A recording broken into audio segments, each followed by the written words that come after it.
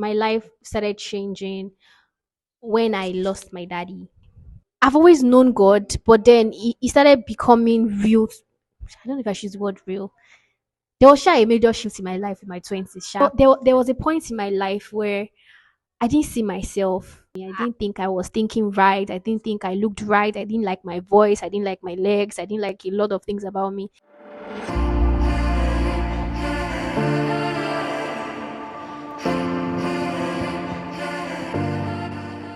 Hi, everyone. Good afternoon, good morning, good evening, whatever time you were watching this. My name is Grace. And on this channel, I share my faith and my life journey. In this video, in this episode, it's going to be a get to know me video.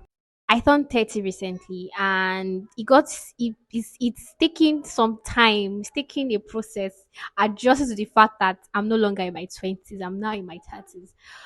Oh my god, oh my goodness. Like it comes with some pressure, but God is in control. God is in control. Just some lessons that some things that I've learned. I'm going to be sharing that in this video. My life started changing when I lost my daddy. So that experience just, forced me to mature, forced me to grow up and start seeing life. Like I truly started experiencing a shift in my life in my 20s. I started being conscious of, okay, so what's my life about? What does God want me to do? And all of that. First stage, you were enjoying life. Like you didn't really know what life is because you had your parents to protect you and all of that. Then after that he died, and I started saying, okay, this is what life really is and all of that. I've always known God, but then he started becoming real. I don't know if I should use the word real. There was a major shift in my life in my 20s, and one of those lessons from that period is that I decided to live my life for an audience of one. The only one who I'm supposed to please is God. Just to give context to what I just said, there's a way you're expected to look. There's a way you're expected your life, like your life is supposed to turn out. There's just an expectation and a projection people have on you. It's coming from their own their own understanding of life, their own experiences of life, blah blah blah blah blah. I learned that I'm only performing for an audience of one, and that audience is my heavenly Father, the one who made me, who created me, who has a plan for my life. Like he's the only one who I'm supposed to please. He's the only one who I'm supposed to live my life for, and to live my life for. But along the line too, there are also things that I wish I'd done differently. There are lessons that I have learned as a person. There's just a way you're wired. There's a way that you are thinking, and some of that wiring comes with weaknesses and strength. So one of the biggest lessons I've learned over the years is that people also have God has also planted people in your life for a reason, and sometimes you don't always have the right answers. You won't always do it right.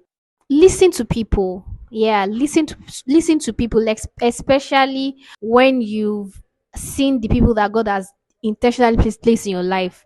Because as you are on that journey of discovery, as you're on that journey of discovering yourself, discovering your potentials, God has also planted the gift of people.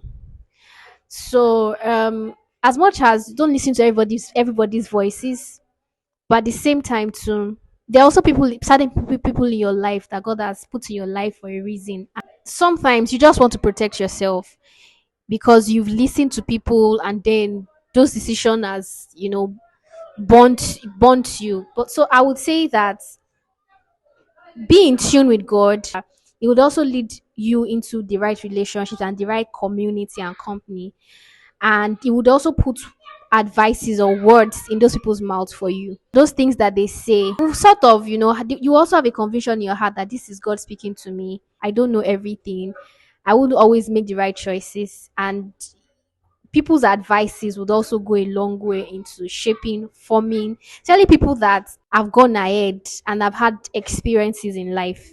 So there was a period when I was also trying to develop new skills. I was trying to develop myself in some areas. The skill I was trying to develop or trying to, you know, get better at wasn't what I was supposed to focus on.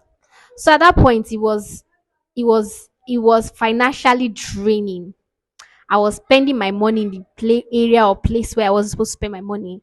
So it was draining, and at the end of the day, God also makes things work out for you. He also knows how to augment your life. At that point in my life, I also met people that are also very instrumental to. I met mentors, I met friends, I met people that contributed a lot to my life. But at that point, that skill that I was trying to develop on was not so relevant in that season or period. How has my perspective of life changed as I've approached my 30s? One of the biggest perspective on life is I've realized people are naturally drawn to value. So for example, I have two businesses, I run two businesses, and because I run this business, there are things that I've learned about starting a business. That's also giving me the opportunity to relate with other business owners and people that are also like higher to me, like who are operating on a higher level of business. So based on this experience that I've gained as a small business owner, like the things I know, I can also inspire people that are just starting, people that are just starting in their journey. It just makes me able to impact a life based on this path. If you don't have anything to offer, you're not high value. You might have potentials, and there are giftings that God has put in you. The only way is passive as if as value is what you already have. What have you done? For example, you go to school, you get a degree. There's something that okay to show, and the only person that sees you for who you truly are is your heavenly Father, is God, because God created you, God made you. To put context to that, um, look at an example of Gideon. God called Gideon a warrior. If gone out to do anything, he was called a warrior until that fruit or that thing God saw in him started materializing. That's when people started really seeing Gideon for who God has called him. So the only people that can also perceive who you are probably who God has opened, like your people, the person that people that God has opened their eyes. Like if God opens their eyes to see you, like oh this is who you are. You know those kind of people believe in you.